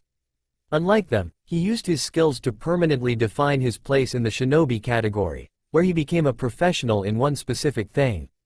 Kill. She had witnessed his abilities at first hand in some of the missions they have done together. He was a soldier, a real shinobi, there was no doubt, but he was also a professional assassin.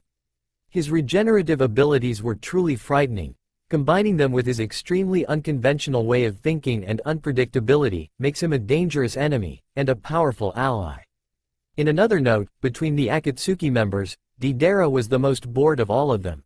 His eyes half closed, were only staring at the darkness beyond the cave.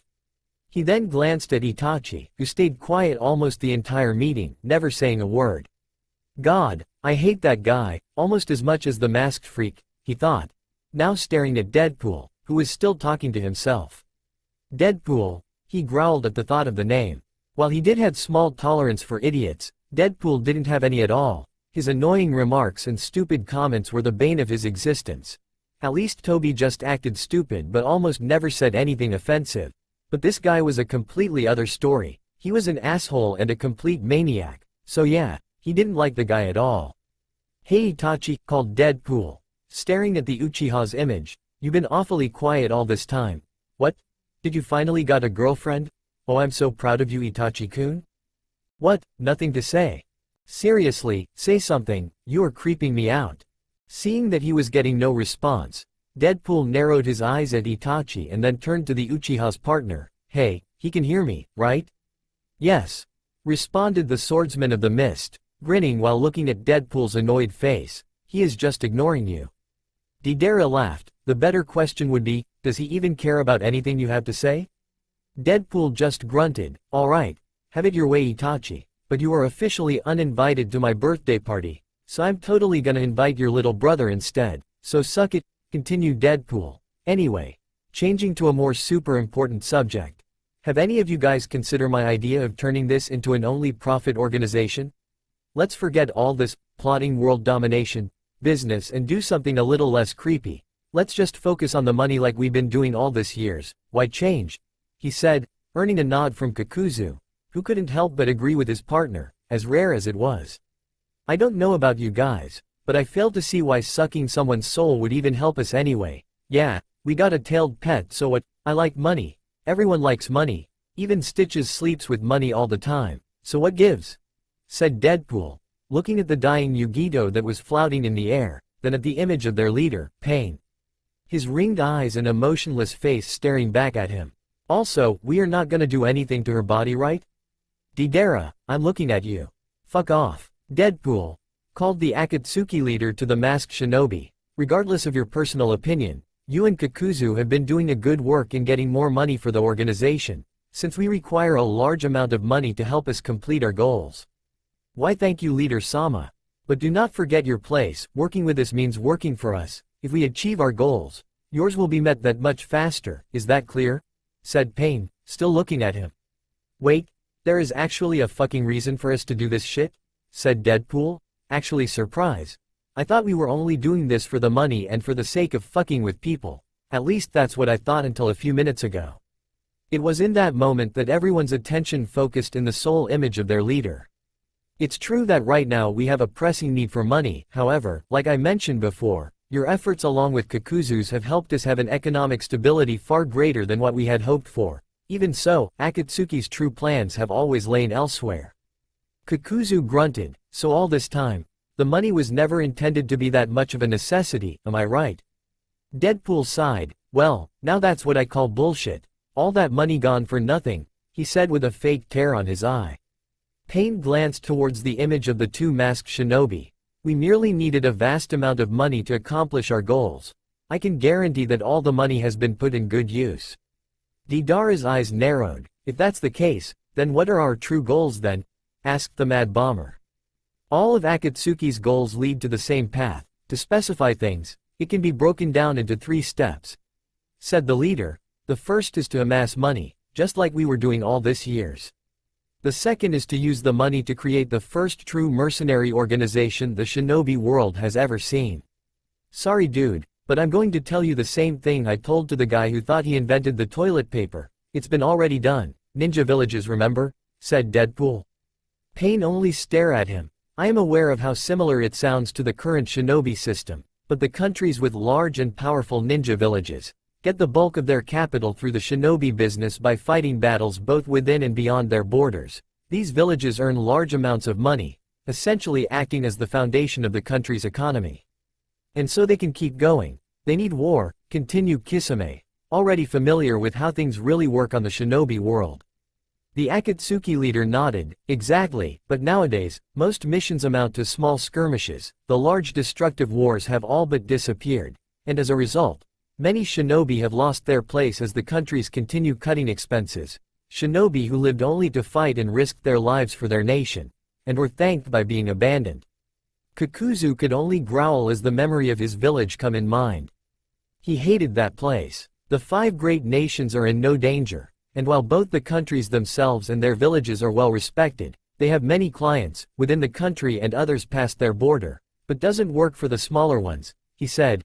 Getting more into detail, it cost a lot to maintain a shinobi village, and those costs remain the same in both war and peacetime, but if those smaller villages reduce their forces too drastically, they won't be able to survive if a war breaks out. Deadpool could only stare, trying to grasp what he just heard. Okay, you lost me there. What do any of that have to do with us? I thought we were just supposed to fight and kick ass. Why should we care about all this politics bullshit? Because what Akatsuki is doing, what we all are doing, will change everything, including the way the shinobi world works, declared the Akatsuki leader. How so? Asked Deidara. Simple, unlike any other shinobi village, Akatsuki will have no allegiance to any country, mobilizing only when necessary, using our shinobi only when required, declared Pain. Looking at the rest of the Akatsuki's images, we'll build up our forces through those small villages and countries, and create an army to bring war. In the beginning, we'll fight any war for a minor cost, single-handedly gaining control of the war trade, and as word spreads, we'll start using the tailed beast to manufacture our own wars, ones as big or small as the market requires. Before long we'll have a monopoly on war. Oh, I love that game, yelled Deadpool, earning a glare from each member. Ignoring Deadpool, the leader continued, the entire ninja village system will fail, and the 5 great countries will be forced to use Akatsuki. Then, and only then, will we have achieved our true goal. That is the second step. Man, that's one a hell of a step, interrupted you-know-who. Extending his arm in front of him, looking at the palm of his hand, the Akatsuki leader continued. The third, and final step. We will control the world. You know I was joking when I said, world domination, right? Deadpanned Deadpool. Seriously, you could have skipped all the cliché, villain dialogue, crap and just say, conquer the motherfucking world maggots, or something. It could have saved us a few minutes. Once again ignoring his partner's idiotic gambling, Kakuzu's image closed his eyes. It's really ambitious, said the old shinobi, before opening them again. I like it. Seemed like there will be a lot more money in this. Kisami's hologram just grinned. The shark-looking swordsman didn't really care about conquering the world or whatever, but knowing that there would be a lot of fights in the future kind of exited him. Deidara was the same. As long as he could show his art to the world, he didn't give a damn. The only silent ones were Conan and Itachi. While Conan didn't comment, as she already knew Akatsuki's true goal, Itachi's thoughts were unknown. People could only guess what the Uchiha was thinking. Hey Leader Sama, called Deadpool, now that you finish your evil monologue, mind if I ask how much longer will this thing take before we finish? 3 days. Oh, okay, wait, 3 days. But Kakuzu and I are standing in the middle of a fucking rain. Kakuzu just grunted, "Deadpool, shut up." "Oh come on Stitches. How can you stand this? Weren't you the one that always says, time is money? Were you serious or you were just fucking with me?" he said with a mocking tone, but got no reply. "Oh man, this sucks," complained Deadpool as he could only sigh, but then a thought crossed his head. "Hey, where's the rookie anyway? Toby was it? I like the guy. He seems really nice. Oh, and that shitty walking plant too." The Akatsuki leader's image didn't bother to look at him. "They are on a mission right now, so they cannot join us." "Lucky bastard," mumbled Deadpool, getting a small laugh from Kisame, amused by the masked shinobi's childish attitude. "In other news, we are also gonna have a new member joining us soon," said the leader, getting the attention of some of the present members. "Seeing that Deidara still needs a new partner for his next Jinchuriki hunt, he will be paired with him, so I expect good results." Deidara hologram sighed. "Oh great, another weirdo," he said sarcastically. "Says the guy with the mouths on his hands that looks like a woman," joked Kisame, getting an annoyed look from the artist. "Shut your mouth shark boy, nobody asked your opinion." My, do you kiss your mother with those mouths, young lady?" said the monster of the mist with a small chuckle. Deidara just grunted. "Man, this can't get any worse." "Hey guys, want to play a game?" said Deadpool. Kisame grinned. "Yeah, why not? 3 days it's too long, may as well kill the boredom." Deidara sighed again. "I hate you guys. I know you mean love." Far away from the Akatsuki hideout, back in the land of fire. At the time when the confrontation with the Akatsuki members ended, Shikamaru, Azumo and Katetsu carried an unconscious Asuma and brought him as soon as they could back to the village. They were fearing for Asuma's life, but no one was more afraid than Shikamaru, especially after seeing the monsters that were the 2 Akatsuki members they fought, and finding Asuma's body lying on the ground and bleeding to death with a missing arm. He couldn't find the words to describe how he felt in that moment. Damn it, how could this have happened? How could I have been so careless?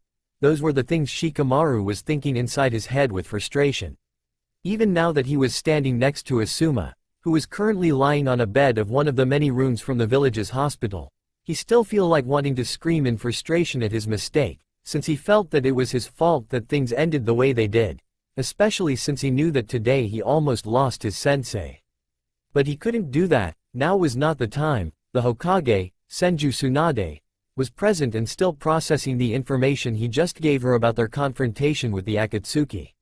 Looking at Asuma's direction, he could see Shizune injecting some kind of medical serum in his sensei's arm. They were the only people in the room.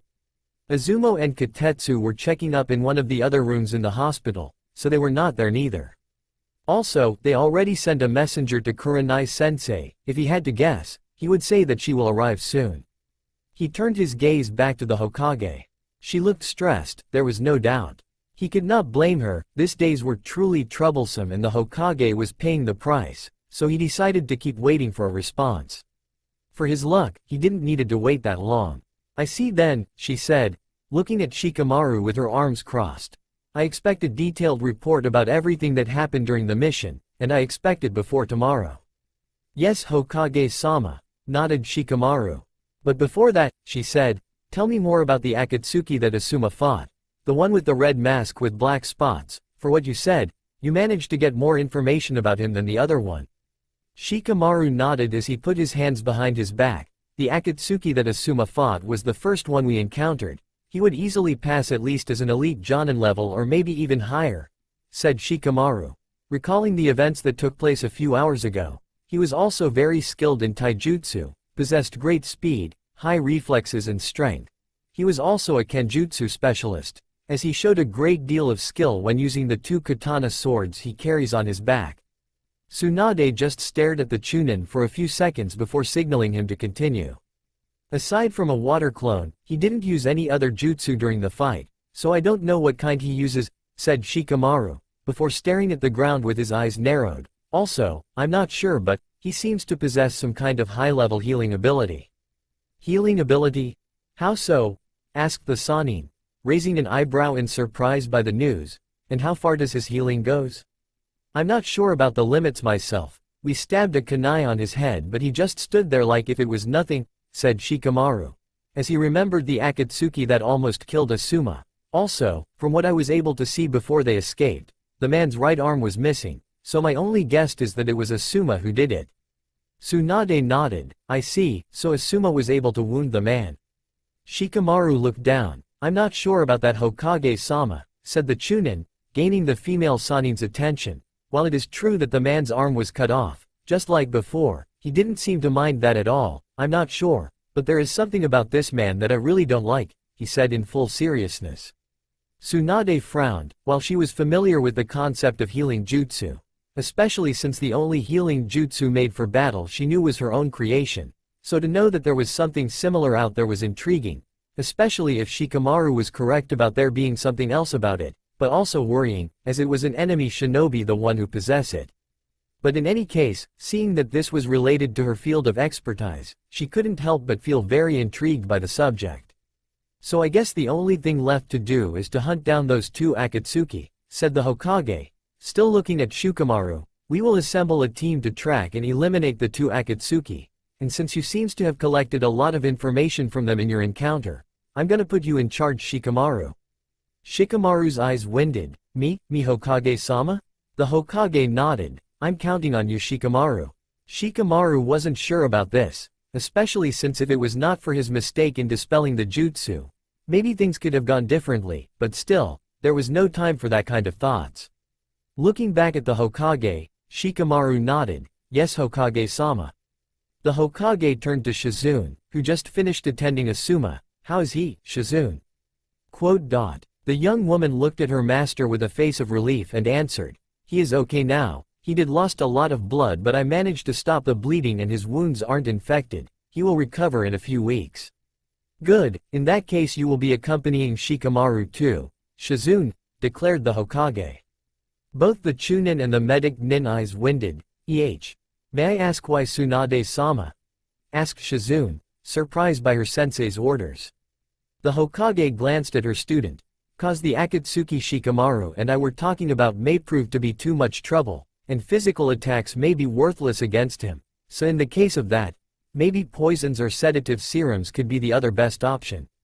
While the Hokage said this, Shizune wasn't sure what to make of the situation. She was a very capable shinobi, but she wasn't used in going into missions since she normally stayed and helped Tsunade-sama in paperwork, as she was her assistant, but seeing that she was making a very valid point about how important her assistance could be in the mission, she chose to continue listening to her master with a determined look on her face.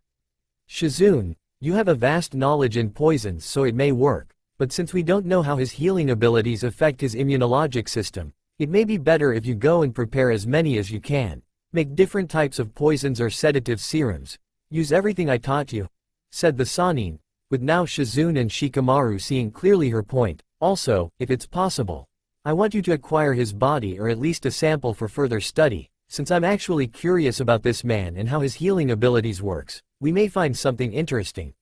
Shizune couldn't refuse to that. In a way, she was also intrigued by this man too, so without objection, the medic Nin bowed. As you wish, Tsunade-sama.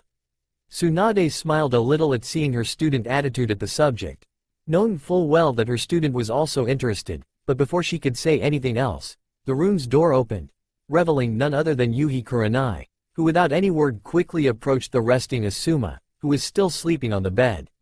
Everybody knew that the Jonin needed a time alone, so they left the room without saying anything, leaving a crying Kurenai behind. The orange-masked man contemplated the information Zetsu just brought him. Irisin Wataru, his past and origin village still remains unknown, but we were able to find something that was related to his name, said the black half, gaining the attention of the masked man.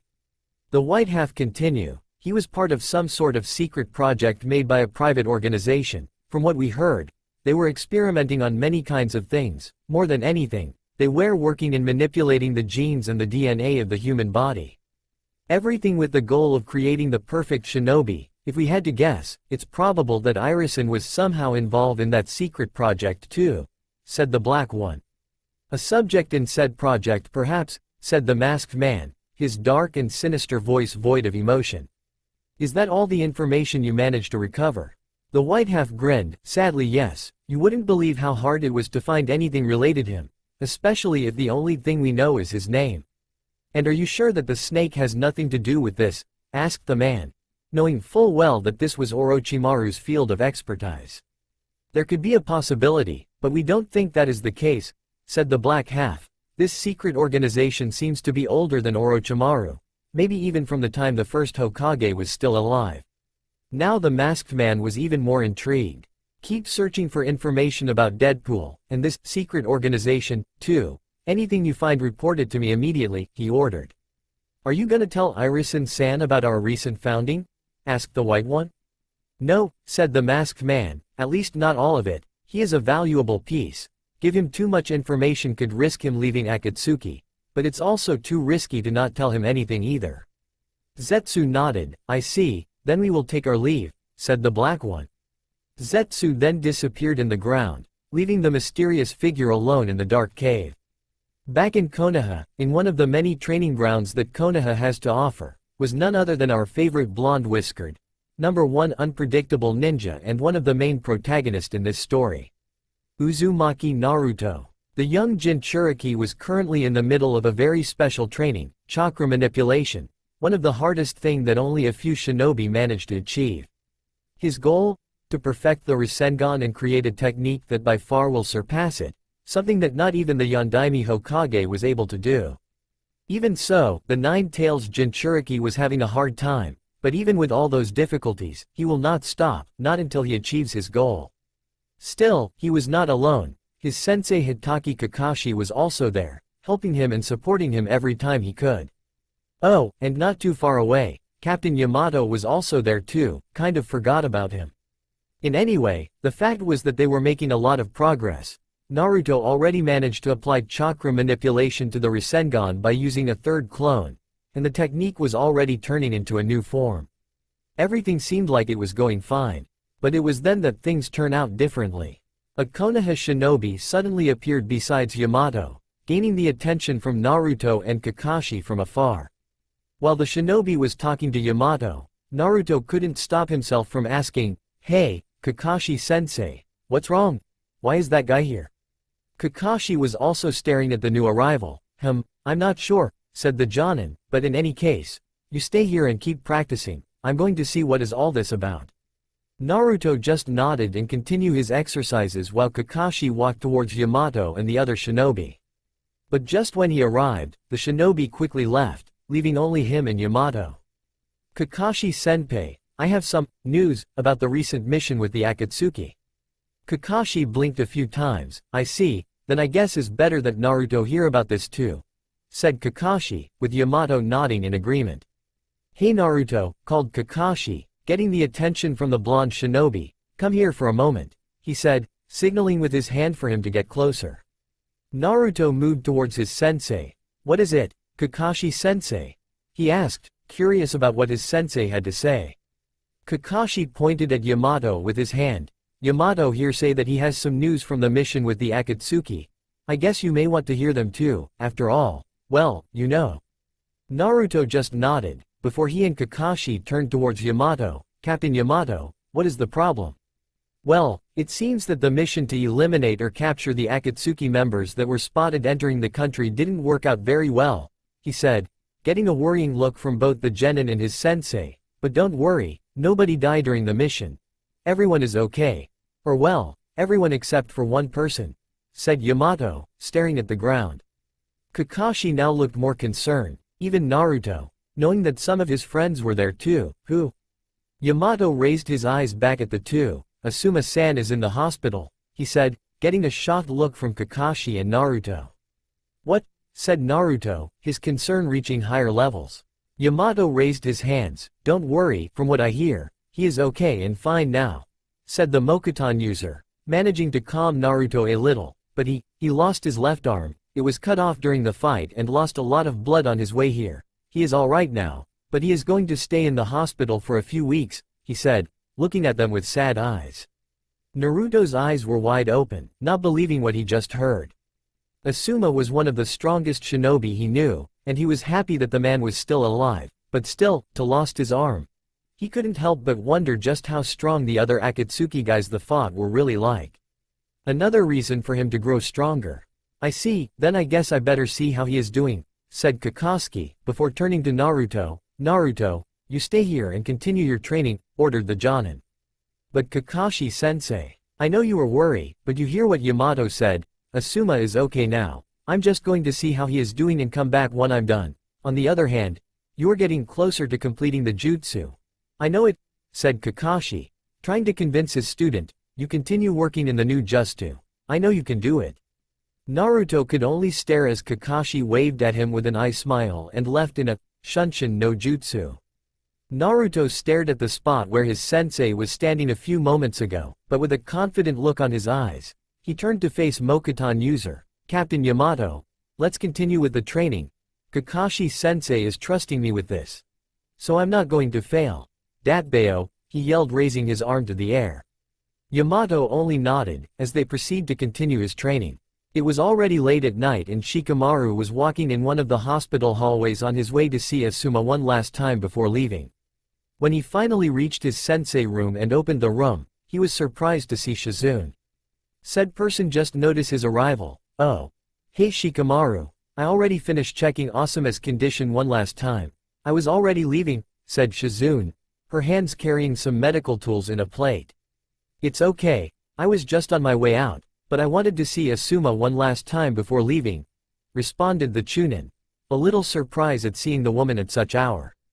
Well actually, I was also looking for you, said the woman. Shikamaru raised an eyebrow. Yeah? What for? Shizune put the plate on a table. I grabbed a stack of papers, since I'm gonna be part of the team in charge of eliminating the Akatsuki in your next mission, and because of what Tsunade-sama asked me for, I wanted to confirm some things you said in your report about the red-masked man. She said, getting a nod from the young Nara before looking at the papers in her hands. In your report you said that the man, or as he calls himself, Deadpool, aside from his childish behavior and strange ways of talking, he showed signs of not being in his right mind, or stupid in some way. But you also said things that seems to be the total opposite. Can you explain that? Also, there are some other things that I want to ask too, but that can wait for later. Shikamaru only sighed, too troublesome, I should have left when I had the chance. Before anything, said Shikamaru, is everything okay with Asuma-sensei? Shizune nodded, he is fine, he just needs some rest. Shikamaru sighed in relief, that is good to hear. But he did said something in his sleep. Shikamaru looked at Shizune with some interest. Really? What did he said? Shizune thought for a moment. I'm not sure, I didn't really understood him, but I did catch something he said. I don't know why, but I think he said. Byakugan.